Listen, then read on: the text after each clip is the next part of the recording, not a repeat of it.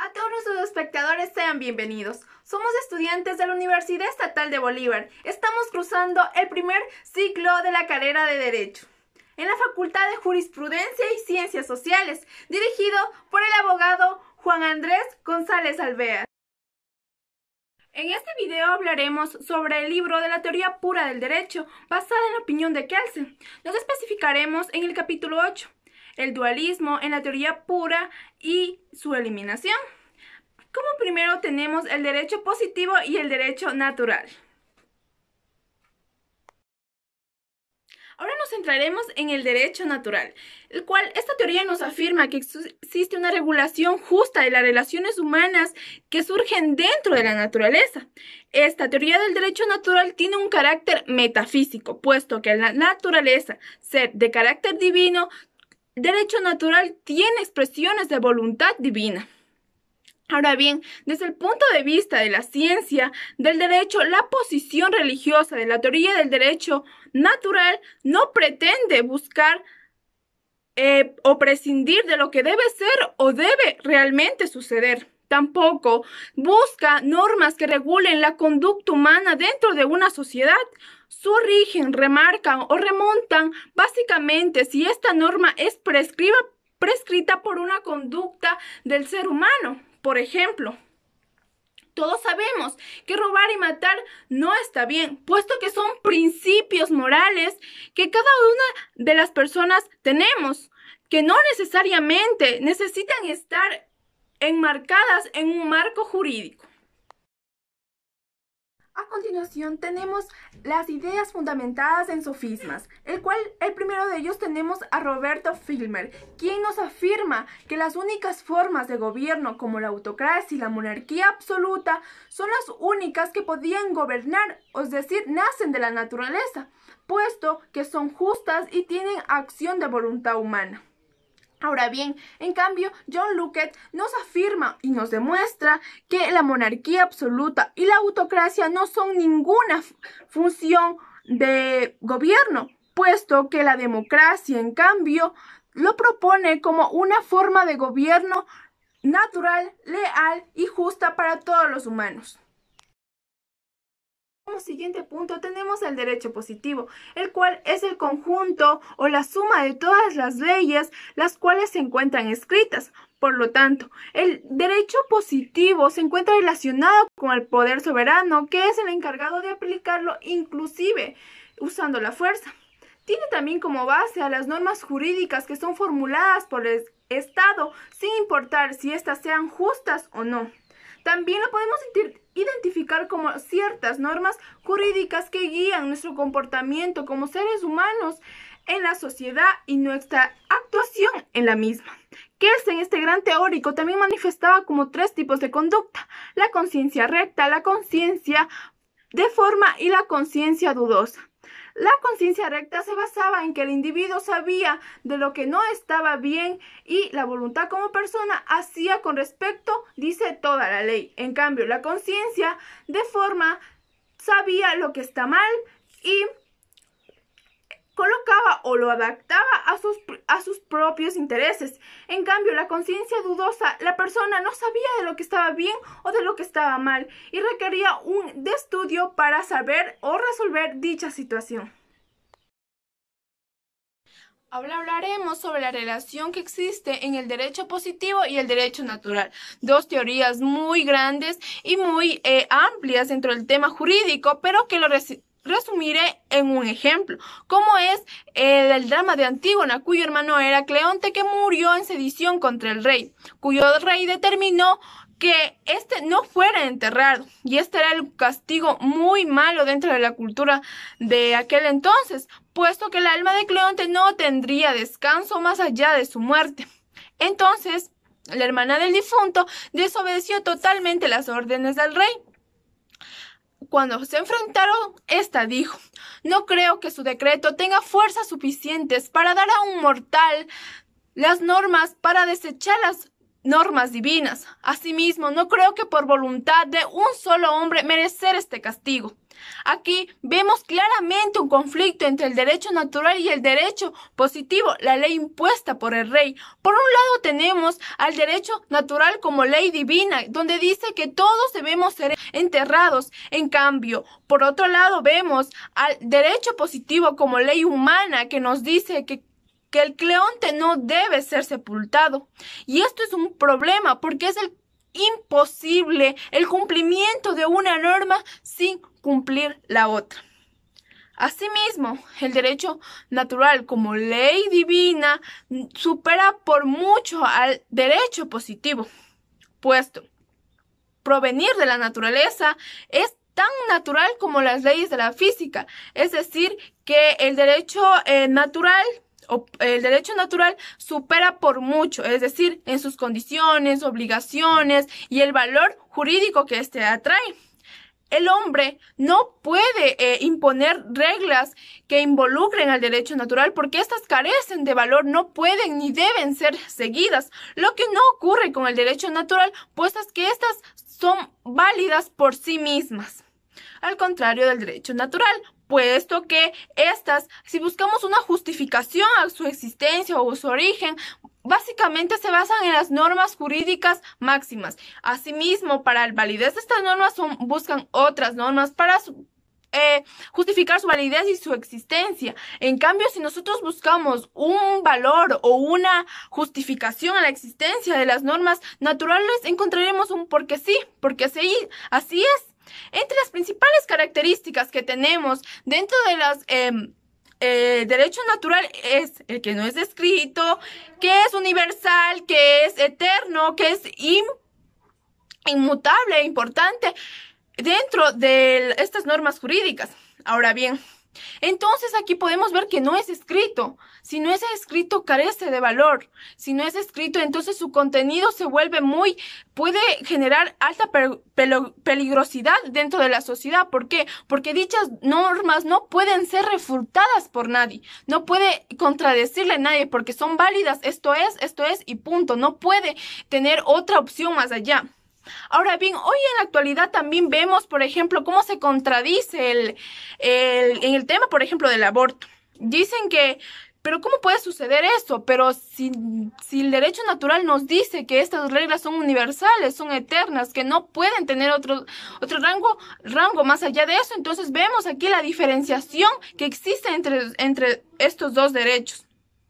Ahora bien, básicamente, como sabemos, Kelsen es fiel defensor del positivismo y el cual nos manifiesta esto, que para qué necesitamos el derecho positivo si estamos en una sociedad, que nosotros tenemos reglas jurídicas que dotan de valores, que dotan para que las personas se comporten dentro de la sociedad, lleguen a un buen vivir y para que puedan conformarse entre sí. Esto manifestaba estas dos grandes teorías, como es el positivismo y el naturalismo.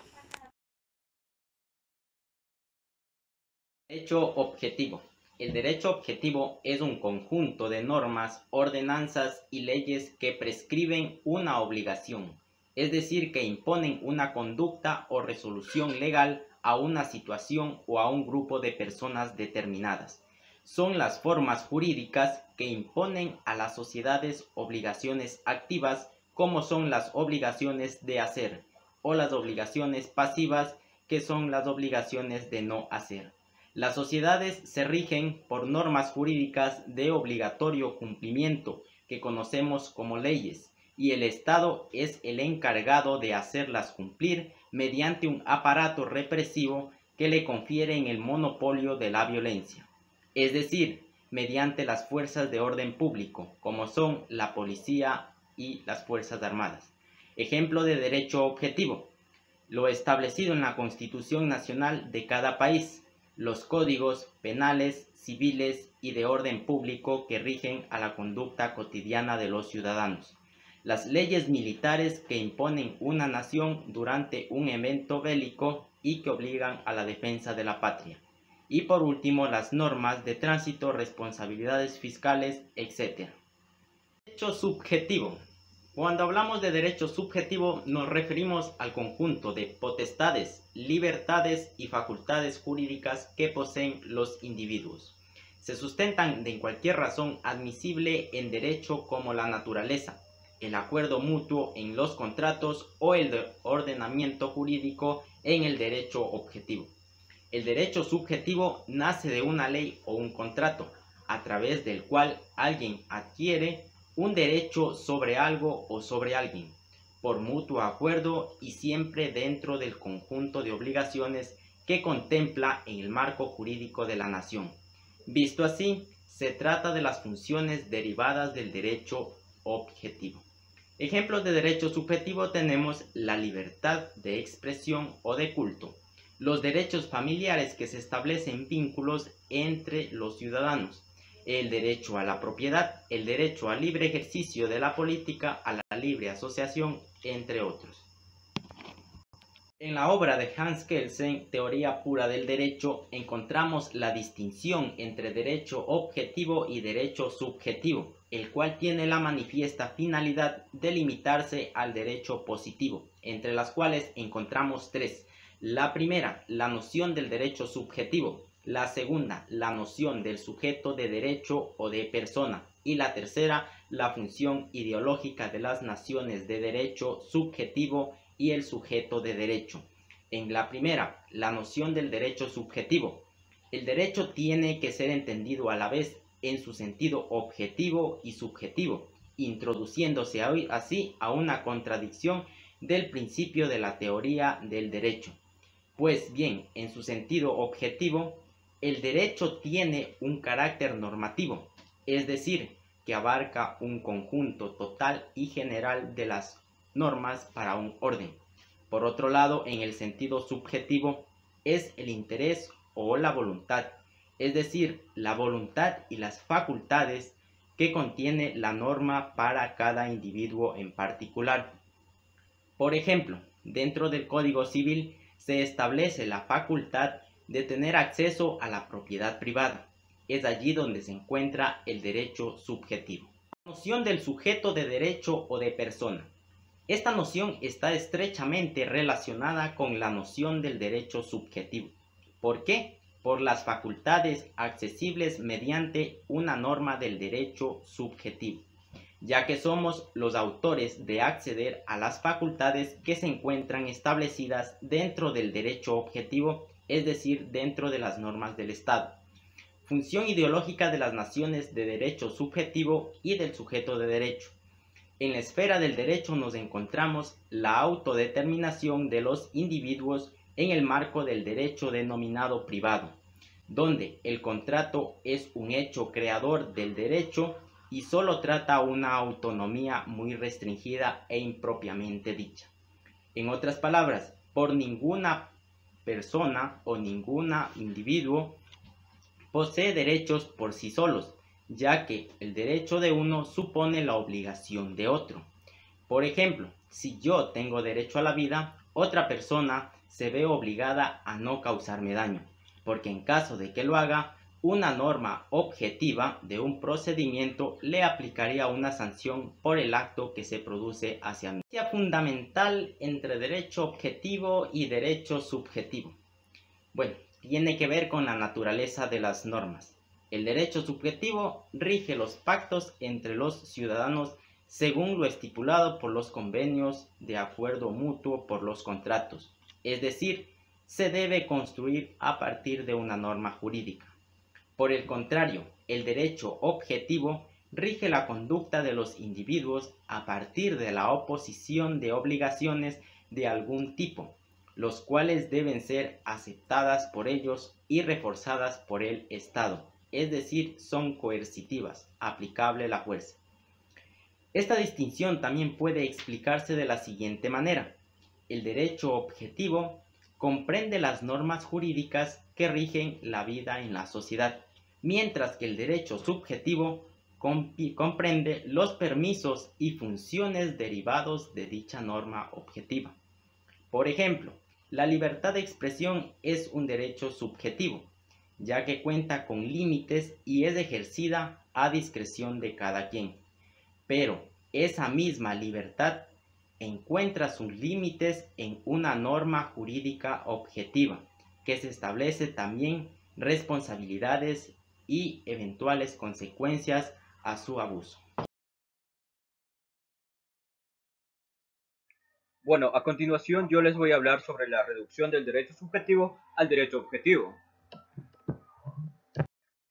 Dentro de este tema tenemos dos puntos muy importantes a tratar. Primeramente al deber jurídico y luego al derecho subjetivo. Kelsen nos dice sobre el deber jurídico que es una norma jurídica individualizada. ¿Por qué norma jurídica individualizada? Porque en caso de incumplimiento la sanción únicamente se aplicaría a aquella persona que cometió el acto ilícito. Cabe recordar que las normas jurídicas son generales para todos, pero la sanción se aplica únicamente a la persona. Por ello nos dice que el individuo está obligado a adoptar una conducta preestablecida de antemano por la norma jurídica, y en caso de incumplimiento por parte del individuo se le establecerá una sanción. La sanción se le puede establecer de dos maneras. Primeramente, directamente al autor del acto ilícito. Por ejemplo, se le encuentra una persona robando en un centro comercial. Directamente se le coge a esa persona y se le aplica la sanción, porque no hubo colaboración de otras personas más en el robo. Pero también hay organizaciones o hay actos ilícitos que se cometen por una o más personas. Por ejemplo, se le encuentra a una banda delictiva robando un centro comercial. En ese caso se aplica la sanción a todas las personas que se les encontraron robando y aparte al cabecilla de esa organización, porque él fue el que tuvo la idea de realizar ese robo. Como segundo punto importante a tratar tenemos al derecho subjetivo, en el cual nos dice que para que haya derecho subjetivo en las condiciones de la sanción debe haber una manifestación de la voluntad por parte de un individuo que ha sido lesionado en sus intereses. Aquí muy importante, la voluntad de aquel individuo que ha sido lesionado en sus intereses. Por ejemplo, a una persona le roban en la calle, pero inmediatamente lo cogen al ladrón y esa persona recupera sus pertenencias. Entonces esa persona a la que le robaron decide si demandar a aquel ladrón o simplemente dejar que se lleve la policía y ellos hagan su debido proceso. También tenemos que el derecho subjetivo faculta o favorece a las personas, especialmente cuando se trata de defender sus intereses o sus derechos.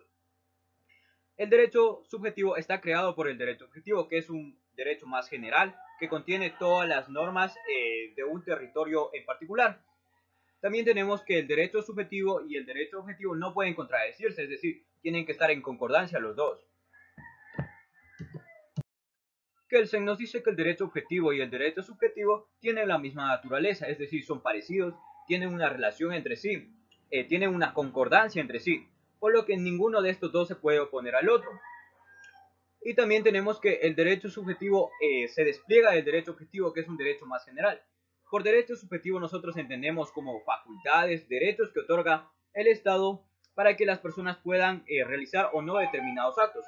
Por ejemplo, el acto de casarse. La persona decide si casarse o vivir soltero para siempre.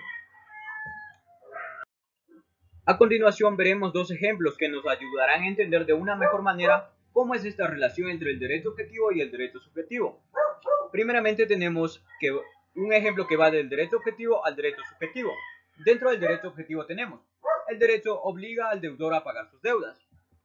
Y dentro del derecho subjetivo sería que el acreedor, es decir, aquella persona que prestó el dinero, tiene la facultad o la posibilidad de exigir al deudor, aquella persona que pidió prestado el dinero, el pago de la deuda. El segundo ejemplo tenemos que va desde el derecho subjetivo al derecho objetivo. Por lo tanto, dentro del derecho subjetivo tenemos: el derecho prohíbe apoderarse de lo ajeno, es decir, de lo que no es de nosotros. Y dentro del derecho objetivo sería: la persona tiene la facultad o puede exigir del resto de la sociedad un respeto hacia la propiedad privada, para que nadie se apodere de una manera injusta de lo que no es suyo. Gracias. A continuación, mi compañera.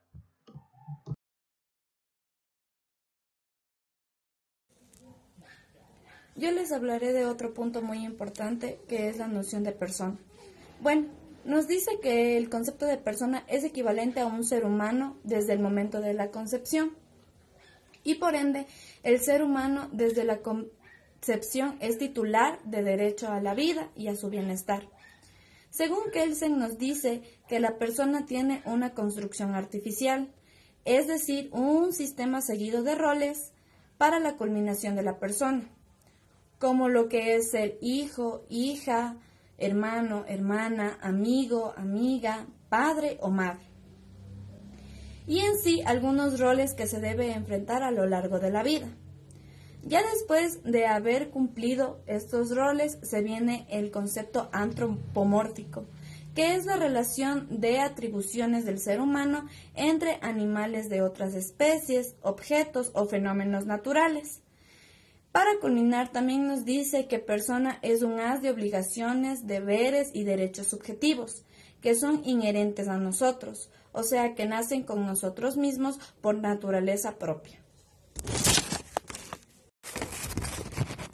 Existen dos clases de personas, las personas físicas y las personas jurídicas.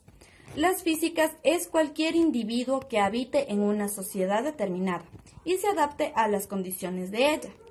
También tiene una capacidad legal y se caracteriza por ser susceptible a derechos y obligaciones. En cambio, la persona jurídica tiene que pertenecer a una institución para la rendición de cuentas correspondiente. Bien puede ser una empresa, un gobierno, asociaciones civiles, cooperativas, consorcios, y no nos olvidemos de las comunidades religiosas, ya que estos están obligados a derechos y obligaciones, ya no son susceptibles. Esa es la diferencia que hay entre personas jurídicas y personas físicas. Llegamos al tema de la imputación. Y no es más que un conjunto de derechos y deberes que son impuestos colectivamente por una sociedad y tiene que seguir las reglas de un orden jurídico en específico. Su núcleo principal es la persona jurídica, que tiene que llenarse de rigor y de verdad. Es decir, es el señalamiento provisional y precario que indica que una persona en particular es sospechosa de haber cometido un delito, sin necesidad de que existan pruebas.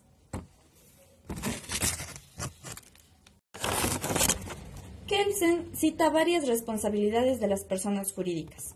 Sin embargo, las más importantes son el nacimiento RPPJ, o más conocido como compliance, que es la deliberación de lo bueno y de lo malo, y así se justificase la ley.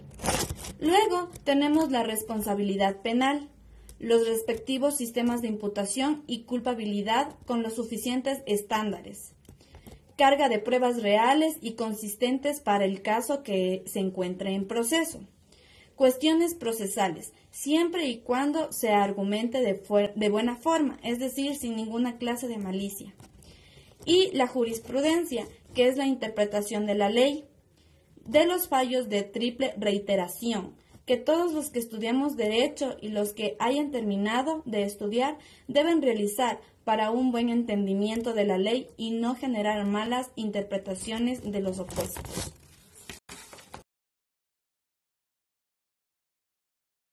Hola, espero que tengan un excelente día.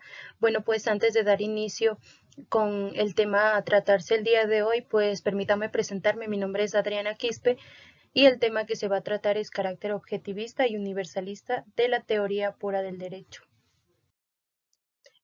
Dando inicio acerca de la palabra derecho, como ya sabemos, la palabra es una polisemia que muchos historiadores, tras sus presentaciones, mediante sus investigaciones, han tratado de definirlo concretamente, pero ninguno de ellos ha logrado hacerlo con exactitud.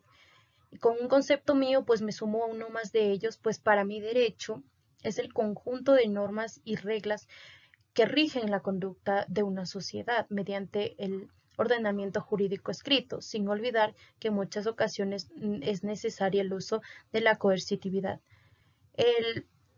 Hablando de Hans Kelsen, es un historiador muy reconocido por su teoría del positivismo y separar a todo elemento que no tenga nada que ver con el derecho. Entonces, el derecho objetivo en base a la teoría de Kelsen consta de todo el ordenamiento jurídico escrito, como es en el caso de Ecuador, consta de los códigos, de los tanto orgánicos general de procesos como el integral penal, como la Constitución y los demás. Y mediante esas normas se otorga al ser humano el derecho subjetivo. Es decir, de que el derecho subjetivo con el simple hecho de que la persona se considere humana, tiene una serie de derechos que no deben ser vulnerados por el derecho objetivo, como lo es el derecho a la vida, el derecho a viajar, el derecho a la alimentación, el derecho a la educación, etc. Entonces Hans Kelsen manifiesta que el derecho objetivo es aquel que da razón de ser al derecho subjetivo. Bueno, continuando con lo tratado, pues Hans Kelsen establece 6 sentidos al derecho subjetivo.